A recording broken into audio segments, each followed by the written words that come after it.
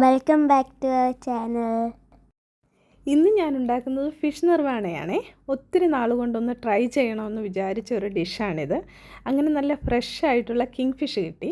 അപ്പോൾ ഞാൻ വിചാരിച്ചു ഓക്കെ എന്നാൽ ഇന്നൊന്ന് ഫിഷ് നിർവാണ ഉണ്ടാക്കാമെന്ന്. അങ്ങനെ അതിനായിട്ട് ഞാൻ ഫിഷൊക്കെ ഒന്ന് കട്ട് ചെയ്ത് വൃത്തിയാക്കി എടുത്തു.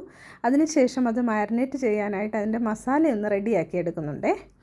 1 സ്പൂൺ മുളക് പൊടിയും 1/2 സ്പൂൺ കുരുമുളക് പൊടിയും ആവശ്യത്തിന് മഞ്ഞൾപ്പൊടിയും ഉപ്പും ഒരു ഹാഫ് നാരങ്ങയുടെ നീരും ചേർത്ത് അല്പം വെള്ളം കൂടെ 1 സ്പൂൺ വെള്ളം കൂടെ ചേർത്ത് കൊടുത്തിട്ടുണ്ട്. എന്നിട്ട് ആ മസാല ഒന്ന് നന്നായിട്ട് ഇളക്കിയെടുത്തിട്ട് മീനിലേക്ക് ഇത് നന്നായിട്ടൊന്ന് പുരട്ടിയെടുക്കാമേ. ഇപ്പം നമ്മുടെ മീൻ എന്നിട്ടൊരു 10 മിനിറ്റ്സ് ഞാൻ വെച്ചിട്ടുണ്ടായിരുന്നു. ഇനി നമുക്ക് ഒരു പാൻ വെച്ച് അതിലേക്ക് വെളിച്ചെണ്ണയാണ് ഒഴിച്ചു കൊടുത്തിട്ടുള്ളത്.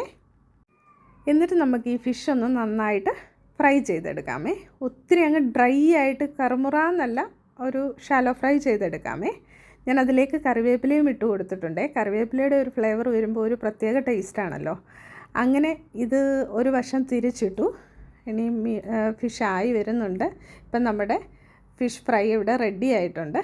ഇനി നമുക്ക് ഇതിൻ്റെ മെയിൻ പരിപാടിയിലേക്ക് പോകാമേ. അങ്ങനെ ഞാനൊരു ചട്ടി എടുത്തിട്ടുണ്ട്. ഇൻഗ്രീഡിയൻസ് എല്ലാം റെഡിയാണ്.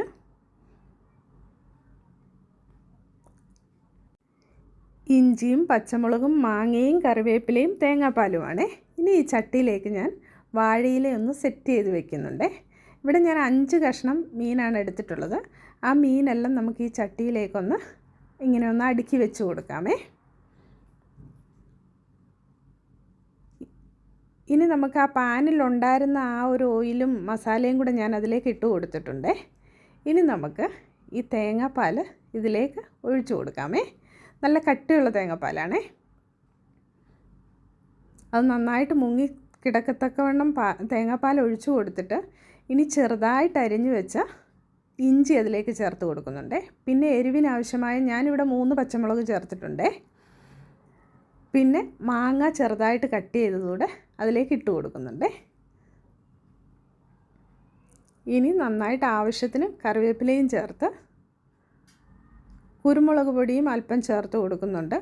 എരിവിനാവശ്യമായ കുരുമുളക് ഇട്ടാൽ മതി. എന്നിട്ട് അല്പം ഉപ്പും ചേർത്ത് കൊടുത്തിട്ടുണ്ട്. ഇനി നമുക്കിത് അടുപ്പിൽ വെച്ച് നന്നായിട്ടൊന്ന് തിളയ്ക്കുന്നത് വരെ അടച്ച് വെച്ചൊന്ന് വേവിക്കാമേ. ഒത്തിരി നേരം വെക്കേണ്ട ആവശ്യമില്ല. അതൊന്ന് ജസ്റ്റ് തേങ്ങാപ്പാലല്ലേ, ഒന്ന് തിളച്ച് വരുമ്പം അതുവരെ ഒന്ന് വെയിറ്റ് ചെയ്യാമേ. ഇത് നന്നായിട്ടൊന്ന് തിളച്ച് വന്നു കഴിഞ്ഞപ്പം ഞാൻ 1 സ്പൂൺ വെളിച്ചെണ്ണ അതിലേക്കൊന്ന് ഒഴിച്ചു കൊടുത്തിട്ടുണ്ട്. ഇപ്പോൾ നമ്മുടെ ഫിഷ് നിർവാണ ഇവിടെ റെഡി ആയിട്ടുണ്ട്. ഇത് അപ്പത്തിൻ്റെയോ പാലപ്പത്തിൻ്റെയോ ഒക്കെ കൂടെ നമുക്ക് സെർവ് ചെയ്യാമേ. ടേസ്റ്റി ആയിട്ടുള്ളൊരു ഡിഷാണേ. ഞങ്ങളുടെ ചാനൽ ഇഷ്ടപ്പെട്ടാൽ ലൈക്കും സബ്സ്ക്രൈബും ചെയ്യണേ. സൂപ്പർ ഡിഷാണേ.